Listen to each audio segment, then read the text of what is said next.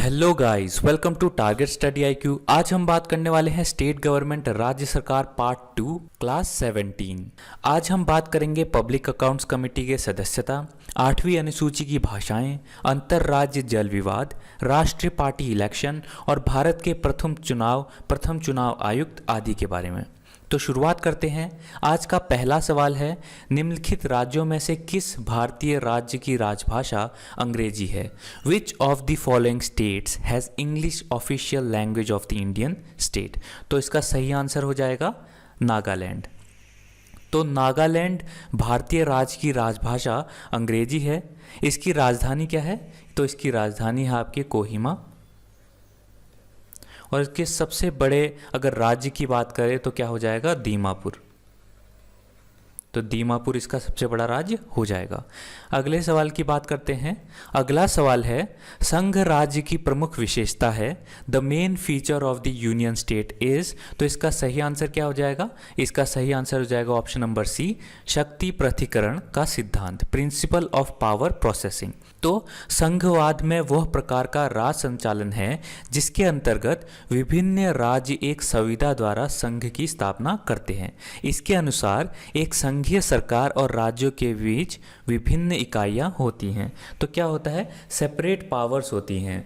जो आपकी सेंटर की होती है वो पावर अलग होती है और जो आपकी स्टेट की होती है वो पावर अलग होती है। तो इनकी पावर्स अलग अलग होती हैं। तो इसीलिए कहा गया है कि शक्ति पृथक्करण का सिद्धांत, प्रिंसिपल ऑफ पावर प्रोसेसिंग, अलग अलग होती हैं इन दोनों की। अगले प्रश्न की बात करते हैं। अगला प्रश्न है, लोक लेखा समिति में कितने सदस्य हैं? How many members are there in the public accounts committee? तो इसका सही आंसर हो जाएगा 22 सदस्य, 22 मेंबर्स। तो पब्लिक अकाउंट्स कमिटी की सदस्यता होती है 22। 15 जो लोग होते हैं आपके, 15 को चुना जाता है आपके लोकसभा से और आपके जो 7 होते हैं उनको चुना जाता है राज्यसभा से। अगले प्रश्न की बात करते हैं। अगला प्रश्न है, निम्नलिखित में से वो कौन से संशोधन के पश्चात बोडो और डोगरी भाषाओं को 8वीं अनुसूची में शामिल की गई? Which of the following amendments after which Bodo and Dogri languages were included in the 8th schedule? तो इसका सही आंसर हो जाएगा 92वीं संशोधन, 92nd अमेंडमेंट एक्ट। तो शुरुआत में कितनी भाषाएं थी? शुरुआत में सिर्फ 14 भाषाएं थी। सिंधी को जोड़ा गया। सिंधी भाषा जो थी आपकी उसको जोड़ा गया 21वें संविधान संशोधन में, ठीक है, 21st अमेंडमेंट में, जो कि कब हुआ था आपका? तो 21वां संविधान संशोधन हुआ था आपका 1967 में। उसके बाद कोंकणी, मणिपुरी, नेपाली, ये कब जोड़े गए? तो कोंकणी, मणिपुरी और नेपाली जोड़े गए आपके 71st अमेंडमेंट में, ठीक है, 71st अमेंडमेंट एक्ट, जो कि 1992 में हुआ था। और आपके बोडो, डोगरी, संथाली और मैथिली को 92nd अमेंडमेंट में जोड़ा गया, 92वीं संविधान संशोधन में जोड़ा गया। ये कब हुआ था? तो ये हुआ था आपका 22 दिसंबर 2003 में। तो 22 दिसंबर 2003 में हुआ, जिससे 22 भाषाएं 8वीं अनुसूची में जुड़ गई। तो 8वीं अनुसूची में 22 भाषाएं जुड़ गई, 22 लैंग्वेजेस जुड़ गई। अगले प्रश्न की बात करते हैं। अगला प्रश्न है, नर्मदा जल विवाद न्यायाधिकरण का किन राज्यों के बीच जल बंटवारे को सुलझाने के लिए गठन किया गया? The Narmada water dispute was formed to resolve the water sharing between which states? तो इसका सही आंसर हो जाएगा option number C, Gujarat, Maharashtra, Rajasthan और मध्य प्रदेश। तो अंतर राज्य जल विवाद की वजह से क्या हुआ था? 1969 में केंद्रीय सरकार ने नर्मदा जल विवाद संगठन बनाया, एक बोर्ड बनाया, जिसमें फैसला लिया जाना था कि पानी के बंटवारे को लेकर 4 राज्यों में कितना कितना पानी जाएगा, इसका फैसला लेना था। तो गुजरात, मध्य प्रदेश, महाराष्ट्र और राजस्थान इनमें शामिल थे राज्यों में। अगले प्रश्न की बात करते हैं। अगला प्रश्न है, संघ लोक सेवा आयोग के सदस्यों को पद से हटाया जा सकता है? Members of union public service can be removed from office? तो इसका सही आंसर हो जाएगा ऑप्शन नंबर सी, सर्वोच्च न्यायालय द्वारा जांच और रिपोर्ट के आधार पर राष्ट्रपति द्वारा। Report submitted by the supreme court and after that by the president. तो आर्टिकल 317 के तहत अगर चेयरमैन या कोई भी अन्य सदस्य बदसलूकी या गलत कार्य करता है तो उसे सुप्रीम कोर्ट की इंक्वायरी रिपोर्ट के बाद राष्ट्रपति हटा सकता है। रिपोर्ट आने तक उन्हें क्या करते हैं? निलंबित करते हैं, सस्पेंड कर देते हैं। तो रिपोर्ट आने तक सस्पेंड होते हैं और उसकी रिपोर्ट आने के बाद राष्ट्रपति उनको हटा सकता है। अगले प्रश्न की बात करते हैं। अगला प्रश्न है, संघ लोक सेवा आयोग की वार्षिक रिपोर्ट किसे प्रस्तुत की जाती है? Who is presented the annual report of UPSC? तो इसका सही आंसर हो जाएगा ऑप्शन नंबर 1, राष्ट्रपति। तो आर्टिकल 323 के तहत यह कर्तव्य है यूनियन कमीशन का कि वह अपनी वार्षिक रिपोर्ट को राष्ट्रपति को दे। इसके बाद राष्ट्रपति इसकी एक कॉपी दोनों सदनों में पेश करेगा। तो एक एक कॉपी जो होती है वो दोनों सदन जो कि लोकसभा राज्यसभा होते हैं उनमें राष्ट्रपति पेश करता है। अगले प्रश्न की बात करते हैं।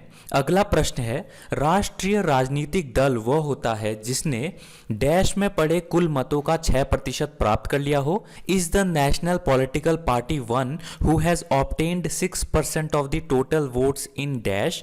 तो इसका सही आंसर हो जाएगा 4 या अधिक राज्यों में, इन 4 और मोर स्टेट्स। तो राष्ट्रीय पार्टी बनने के लिए इलेक्शन में 6% वोट चाहिए और 4 या उससे ज़्यादा राज्यों में 4 सीट्स जीती होनी चाहिए। पार्टी एक जानी पहचानी पार्टी होनी चाहिए। कम से कम कितने राज्यों में? कम से कम 4 राज्यों में।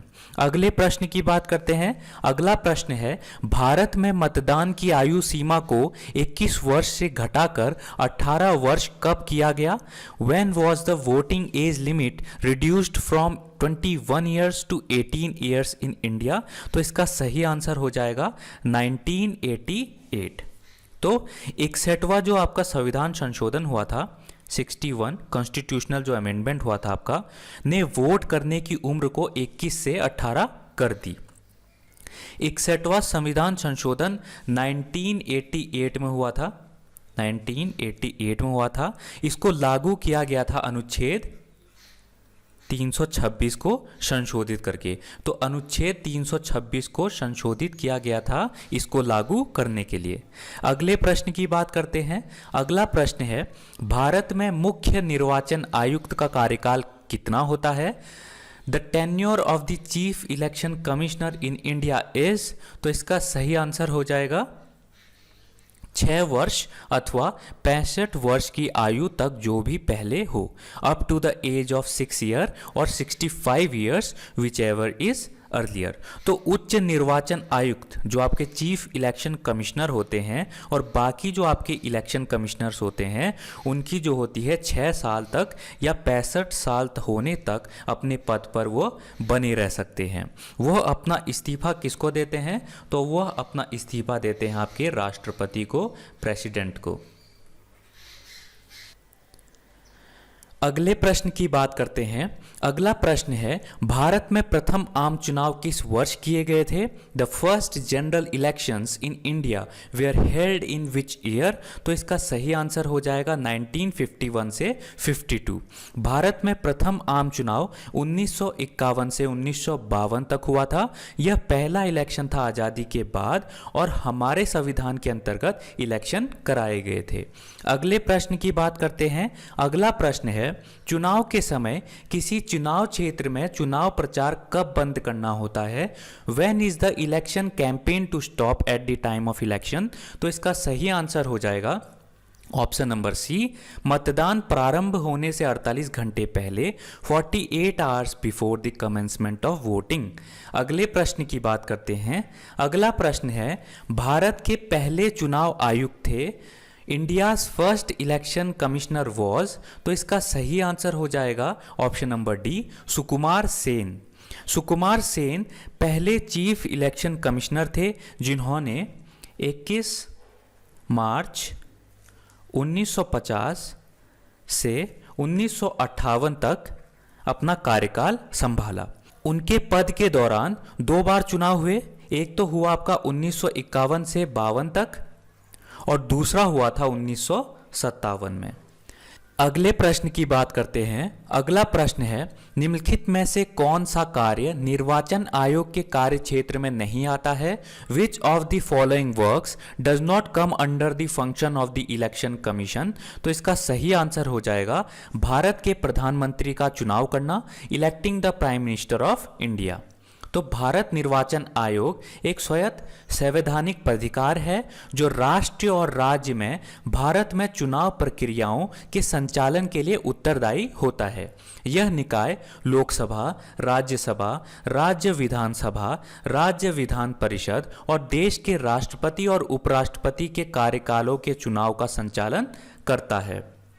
चुनाव आयोग प्रति अनुच्छेद 324 के संविधान के अधिकार के तहत संचालित होता है। एक संवैधानिक प्राधिकारी होने के नाते चुनाव आयोग उन कुछ संस्थानों में से एक है जो देश की उच्च न्यायपालिका, संघ लोक सेवा आयोग और भारत के नियंत्रक और महालेखा परीक्षक के साथ स्वायत्तता और स्वतंत्रता दोनों के साथ कार्य करते हैं। अगले प्रश्न की ओर चलते हैं। अगला प्रश्न है, मोदी सरकार ने केंद्र में निम्नलिखित में से किस आयोग के स्थान पर नीति आयोग का गठन किया है? The Modi government has set up NITI Aayog in place of which of the following commissions at the centre? तो इसका सही आंसर हो जाएगा योजना आयोग। योजना आयोग बना था आपका 15 मार्च 1950 में।